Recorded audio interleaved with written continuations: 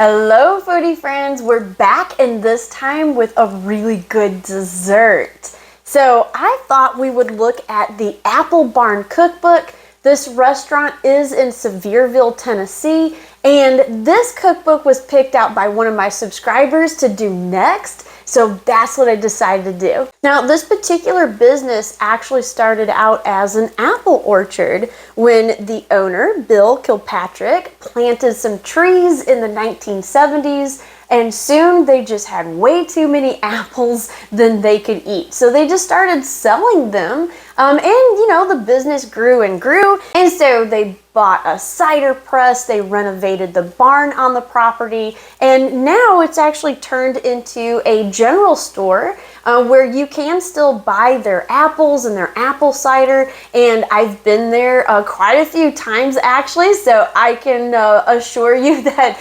everything from that store is really good. Now, after a long history of developing the land and making it a farm and all kinds of things that was going on, such as the apple orchard and that kind of thing, they decided to take the farmhouse that was on the property and turn it into a restaurant. Now, they actually turned this over to another company that could help them expand the restaurant, and so that's what they did in 1986. So the restaurant you see today is pretty much the one that had opened in 1986. And as I've been to that one several times, I can promise you it is really good. The food is fantastic, the atmosphere is great, and it's really fun to eat and then be able to go shopping at the apple barn and the cider mill and kind of go through the general store and get some good popcorn and apples and cider and that kind of thing. So it's kind of this really cool experience where you get to have some good food and then you get to buy some good food to take home with you. Now, as far as this cookbook is concerned, as you know, I did get this at the Morristown, Tennessee's library book sale. I think I only paid like $1 for it. And I was really glad to find this because I really like that restaurant and I really like a lot of the dishes that they serve. Now, I did look for this cookbook on their website and it is there. So you can purchase it for $10 if you like to. And I'm sure if you're in the area, they do have this for sale at the general store. And as far as the farmhouse restaurant is concerned, they do actually have some of their featured recipes listed on their website. So if you just want to go and look at some of their most famous recipes, you can do that and recreate it at home. So for today, I thought that we would, of course, do an apple dessert because, as I will show you later, this cookbook is filled with entirely nothing but apple recipes. So let's go ahead and do our dessert. I will go ahead and shred these apples first into my food processor so I can spare you that noise. And then we will come back together, make the food, and I will show you some of this cookbook. So let's go ahead and get started.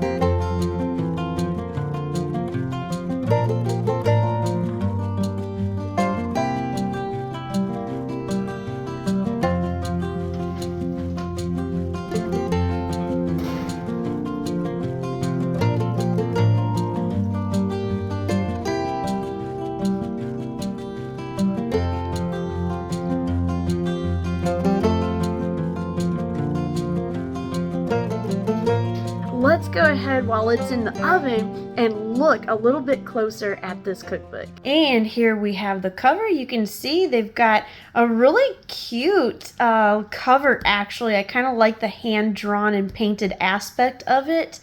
And if we flip through, you'll see there's the address to the restaurant if you're ever in the area and you want to go see it and eat there. We have the copyright here, 1983. And we have all kinds of really good apple recipes. You get a little bit of a history of the apple barn, which now, of course, you can see on their website. But I actually think this goes into a little bit more detail than their website did. So, you know, it's worth a read through anyway. Now, as this is the apple barn, you are going to see nothing but apple-related recipes in here. Now, that's something that I did not know when I bought this cookbook. I just grabbed it without looking through it. However, I don't mind it because, you know, we have a lot of apple orchards around here. Apples are relatively cheap, so it's something that you can make some really good recipes out of. I like the fact that there's some really different things in here. I had a lot of fun looking through here and seeing, you know, kind of what I wanted to make. You of course have lots of pies and cakes, you know, because that's, you know, kind of what we're used to with apples, especially when we're baking with them. You know, I've seen tons of turnovers and fritters and that kind of thing. And now one thing that I had not seen before is this puddings right here. And by the way, here's the recipe that I decided to pick. I don't know why, it just grabbed my attention as like a really cool cinnamon roll, and I really wanted to try it. As far as the puddings, I think these look really good. We may have to come back and try one. I actually like the fact that it had a salad section. So you can see here we've got apple cider salad. I bet that's really different and could be good. I don't know. You've got raisins and celery, you know, in this with orange flavored gelatin. So I don't know, but we may have to pick that. And by the way, here, this Georgia Kilpatrick, she's of course the wife of Bill who planted all those apple trees. And she's the one that decided to go ahead and open the orchard and start selling the extra. So I don't know if that's her recipe. That might be pretty good. We may have to try that. I thought what was really interesting too is you have a bread section. So of course you've got your muffins and waffles and that kind of thing. But I think, you know, a lot of these sound really good and something that I would like to try. And, you know, we may actually try one of these in one of our Monday bread baking, you know, episodes. So this is something that we might recycle back in because a lot of these look and sound really good. And now, at first I didn't know why some of these pages were green, but you will see here, this is from the Applewood Farmhouse. So that means all of the recipes on this green paper is things that they served at the restaurant. Now, I don't know if they still serve from the restaurant, you know, these recipes, but, you know, we could maybe go online, look at their website and see. Apparently someone had tried that and hopefully they liked it. These salmon burgers actually sound really interesting, so we may have to do those too. Now that's the end of the Applewood Farmhouse section. You get 8 pages of recipes from that restaurant, and then it goes back into, you know, the actual apple barn and cider mill side of the cookbook. So here we have meats and casseroles, which, you know, we have tried this in the past, and that was awesome. So I'm sure this one is too. This dried apple and potato casserole sounds really good. You know, the reason I didn't pick an entree is because I felt like we had been doing several entrees in a row, and so I kind of wanted to bring a dessert in, but a lot of these sound really good and is something I would like to try. You've got your baked and glazed apples, which looks really good. I'd say, ooh, anything with cinnamon and apples is a favorite of mine. So I'd say those are really good. You also have a special apple treat section. All of these look good. Chocolate dipped apples. Ooh, caramel apple witches. We might have to see what that is. That sounds really good. If you're going to add candy corn and miniature marshmallows, that might be a really good Halloween treat.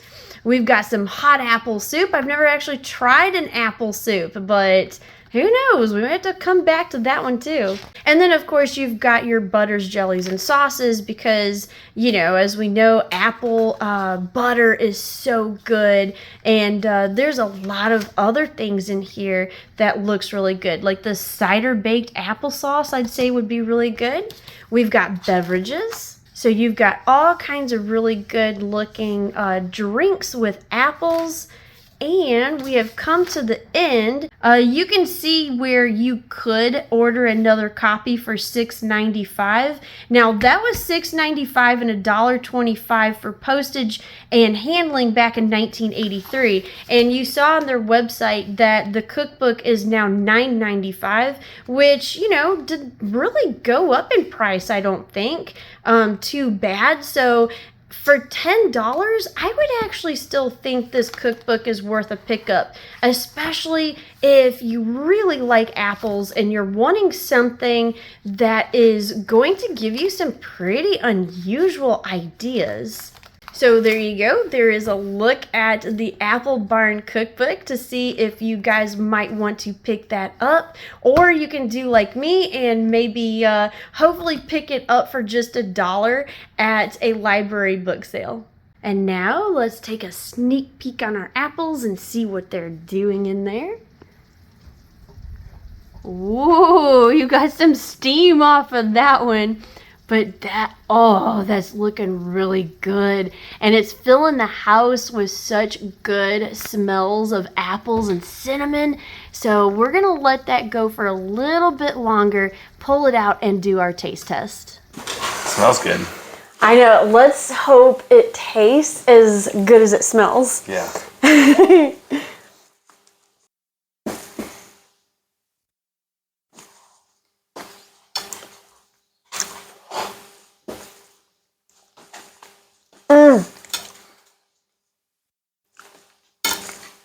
And it does. It really does taste as good. Well, first, what would you put it at? Honestly, this might be my favorite apple dessert ever. Really? Yeah, I think so. Wow! Okay, so you're going to put it all the way up to... A 5. So awesome sauce! Yeah. Yay! So our first awesome sauce since we've got our new little graphs. Yeah! I think so too. It's so addictive. You know what I think it might be? I think because the apples are shredded. Yeah, like there's no chunks in it, but it's all apple-y. Like it's like, you know what I mean? Like it's more consistent throughout. Like an apple. Like, yeah. I can't think of any other apple dessert I've had. Like apple fritters are good. I like this better. Wow, and you know what? The goo on the bottom, you know, the sugar butter goo, I think having it in the bottom of the pan and letting it soak in and kind of caramelize as it's baking is really what sends this over the top too. This is something I would definitely make again. Yeah. I think this would be really fun for a big family function. I think these would just go like that. You might even be able to serve these kind of as one of those really good breakfast sides. Yeah. If you wanted to, you know, you've got your eggs and bacon and sausage and hash browns and then an apple dessert. I don't know, I just think that'd be really good. The cinnamon is, oh my gosh, it's just great. It's a perfect blend. It really is. As for the cookbook, like I said, I'm glad I picked it up. It's certainly worth it to me because I only paid $1 for it. And I do think that if you're in the area or if you do want to order it from their website, I don't think it's a bad deal at $10 either. No. You know, it's got some really cool things in here and there's a lot of recipes that I want to try. And if they're as good as this, then, oh man, we're going to be doing some good eating. Yeah. So there you go, another library book done, dusted, and rated. You know, we got some really good ones with some good deals, and we're going to try to continue that next week with another library book sale pick. We have so many to pick from. Maybe you should just like throw a dart at the stack of them and just see where it lands. Yeah. But we will have something really cool. So I hope you stay tuned for that. Hope you try this dessert because, oh my gosh, you're going to thank yourself for making it. And we will see you next week with hopefully something just as good. So thanks for watching. We'll see you later. Bye. And if you like historical cooking and unusual cookbooks, here's 2 more videos you might enjoy. And make sure to like and subscribe for more foodie adventures.